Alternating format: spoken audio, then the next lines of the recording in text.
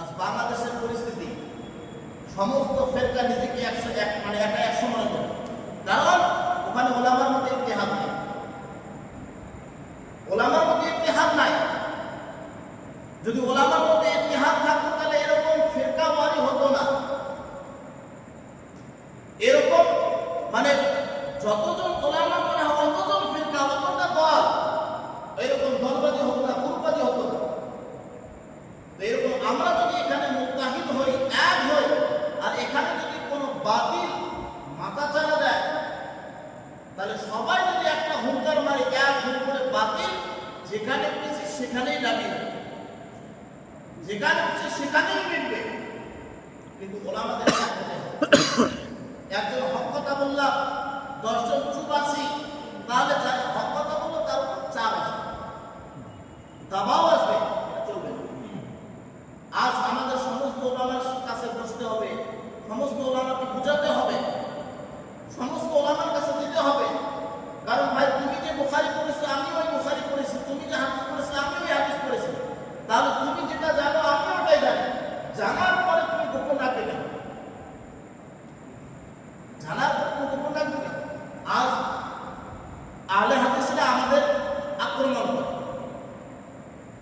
আহলে হাদিসরা আমাদের আক্রমণ করে, তাদেরও ভুল আছে, এমন তাদের ভুল নাই। আমাদের আক্রমণ করে, কি কারণে আক্রমণ করে?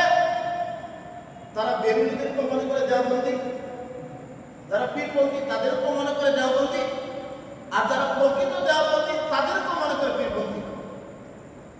ওরা মাজার পূজা করে, ওই দেওবন্দিকে মাজার পূজার মনে করে। ওরা বিদাত করে, তো দেওবন্দিকে বিদাতি মনে করে, দেওবন্দিকে বিদাতি মনে করে। এই জন্য আমাদের উপর আক্রমণ করে।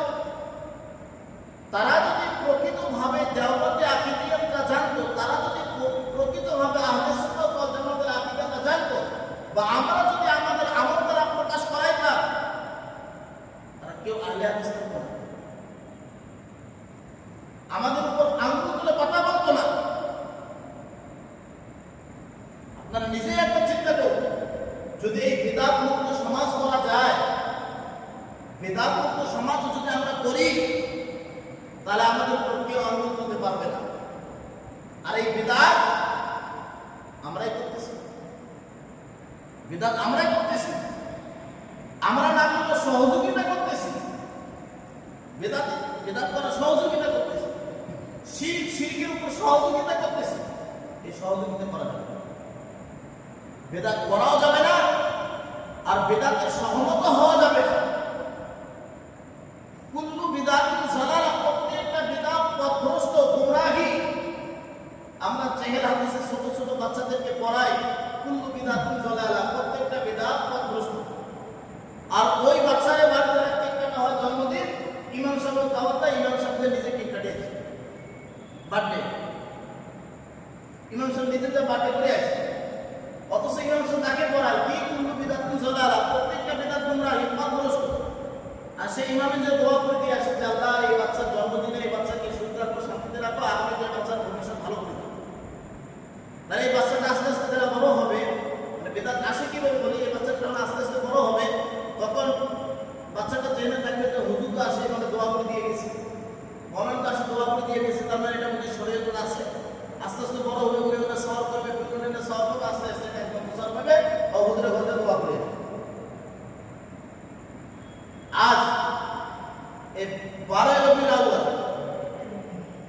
হুজুর পাক সাল্লাল্লাহু আলাইহি ওয়াসাল্লামের জন্মদিবস তারা পালন করল। হুজুর পাক সাল্লাল্লাহু আলাইহি ওয়াসাল্লামের জন্মদিবস পালন করল।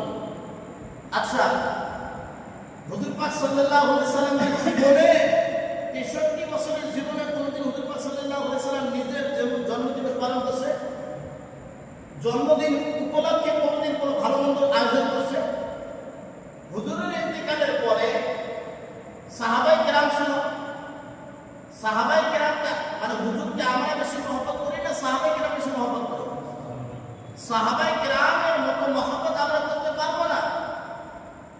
তারা হুজুরের জন্য নিজের বিবাসাকে ত্যাগ করছে, তাহলে নিজের জানের থেকে বেশি, নিজের সমস্ত সম্পদের থেকে বেশি মহব্বত সাহাবায়ে কেরাম হুজুর পাক সাল্লাল্লাহু আলাইহি ওয়াসাল্লামকে করেছে।